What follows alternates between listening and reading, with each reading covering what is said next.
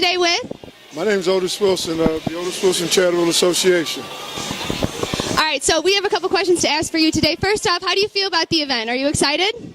Well, I always get excited when we do things like this. We do two major events a year. We do a golf outing, and we normally do a Super Bowl party on Super Bowl Sunday. But this year I'm going down to the Super Bowl, so my daughter decided, which is Kyla Wilson, is executive director. She decided to do an NFC Championship party. So I always get excited because you bring your friends in, you come and you have a good time. This year, the bowling event is a first-time bowling event. Normally, it's just something in a little different setting. So I'm excited about the fact that I'm going to see if I can still bowl. Secondly, we get to raise money for our program that impact the kids in the community. So, yes, I'm very excited. Out of the events that you've hosted so far, which one has been your favorite? Well, the golf outing, I got to say, is my favorite because I love to play golf.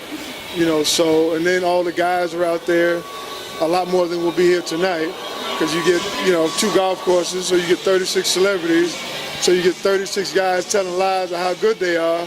Everybody's competing against one another, but yet on the other hand, we're raising money for a good cause. Okay, so what do you feel today sparked you to get here? What sparked you to come here today for this one in particular? Like, what in particular made you want to do an event for kids?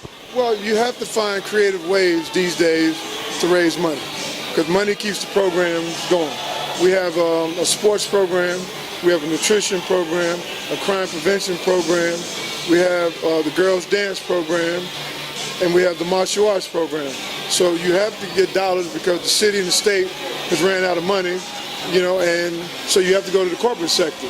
So you have to bring in your board members, which are different corporate guys like Vienna Beef, Northern Trust, Loop Capital, and these guys come in and we raise a lot of money that impact these kids directly. And we're from 3 to 6, 5 days a week. So if it wasn't for my board members and me just really being in the position that I'm in, because everybody still kind of like that 85 football team, that I can get in the doors that certain people can't get in. And then once I sit down at the table, they say, well, what's going on? What do you need? Then I say, I need dollars for this. And then, I lay the whole game plan out, and they understand, because you have to give back. I mean, you get any measure of success, you have to pay it back. So this is why I do what I do. And so speaking of the 85 Bears team, what about football inspired you to want to start giving back? Well, football is a game I love. I mean, I played it since I was 8, and I played Pee Wee football for 5 years, high school for 4 years, college for 5 years, 10 years in the NFL. So, I mean, pretty much played all my life, and it allowed me the opportunity to pay it back. I've been blessed to do what I do, to play a game. That's really pretty much what it is. It's a game, but yet it creates so many opportunities. And when those opportunities present itself, football taught me how to be ready. So now to start a foundation, because I started this in 1990, and I pretty much didn't know what I was doing. But I only knew one thing, that I had to give back. And go into a community like the Boys and Girls Club, the YMCAs, and all those fine organizations. Then I said, well, I want to do something more personal. So I started up my own, and that's it, voila, here we are today. So since we're here for the kids, what opportunities do you think football has given to you as a child that makes you want to give back to the children now? As a child, your childhood, anything about your childhood that you think sparked you to want to keep doing this for children now today? Well, the competitiveness of it taught me. You learn how to compete. You learn how to, when the going gets tough, the tough gets going. And you learn teamwork. You learn how to work with other people. So I want to transcend that into my young people. Get them to understand, incorporate fitness into your lifestyle. I'm not saying you have to get in shape like I'm getting in shape, but you get in, stay in shape, incorporate it into your lifestyle. Don't be afraid to compete. Go out on the field and have fun. Go out on the court and have fun. Go out in the classroom and have fun. Wherever you're competing at, whatever realm it is, go out there and compete and be the best you can. Have fun. Because when it's all said and done, the only way they measure you is that you give it your all. Don't go in halfway. So what about outside of football? Like, for example, what factor do you think family plays in your role of wanting to keep helping children? Well, family is important. You really don't have anything if you don't have a family base. Because, I mean, you know, I have 3 kids. My daughter is the executive director. My other one will be here soon. My son is the assistant director of football operations at West Virginia. And I got 2, well, I just saw my granddaughter just scoot by here. So I have 2 grandkids, a 13-year-old and a 3-year-old. And I just try to tell them the same thing. You know, I made it.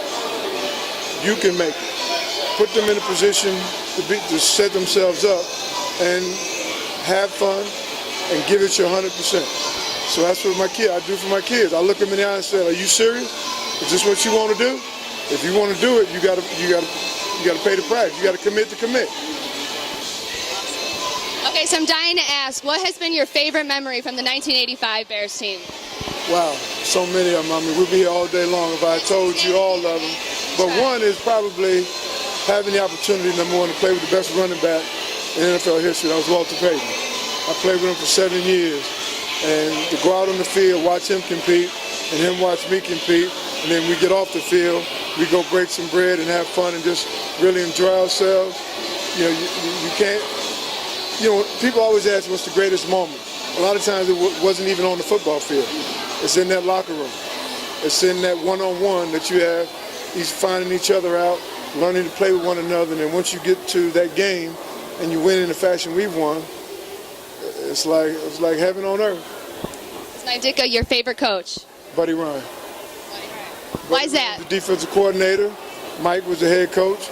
We had really like 2 coaches on the field, but Buddy's the one I spend most of the time with on the defensive side, and we developed that bond, and he relied on me and I relied on him. Hey, let's call this, let's do this, and it worked. Okay, so what do you feel, in your opinion, that the Bears could do now to be just as good as you guys were in 1985? Whew. We set the bar kind of high. I mean, I don't think it's fair to put them in that position, but if I would say anything to any athlete that's working today, commit to commit, have fun, and enjoy it, because it only goes like that. I mean, you get out there, and before you know it, you're a rookie, then you're coming out of the business, and you have to play your heart out. You know, have fun and, you know, win football games. So any last words you want to say about your organization? Well, I'd just like to say I'm proud of the fact that I get an opportunity to work with kids. Carl Van Lye Middle School, which is 3221 North Sacramento. We have about 80 kids. I'm over at Frederick Douglass High School, the 4th and 5th period, 4 days a week. And I just enjoy it. It's like an extension of my own kids. So I have almost 100 kids, year round, and I just, don't let them down. I mean, because most of us, all we really need is somebody to love us, somebody to care about us, somebody to guide us. And that's what I do. I treat them like my own. Better than Otis Wilson, right? Well, I've made some mistakes, so at least now I can give it to them so that they try not to make mistakes. We're all going to make mistakes. But if you get knocked down, do you get back up and fight again? Do you get in the game and be consistent in what you do and having fun? And that's what I want to get them to understand. Education first. Well, really, I wouldn't say education first. Education and fitness hand in glove. Makes a well-rounded individual so that he can be a productive individual in the city. I mean, not in the city, in the community. All right. Thank you so much. That was awesome. Thank you so much.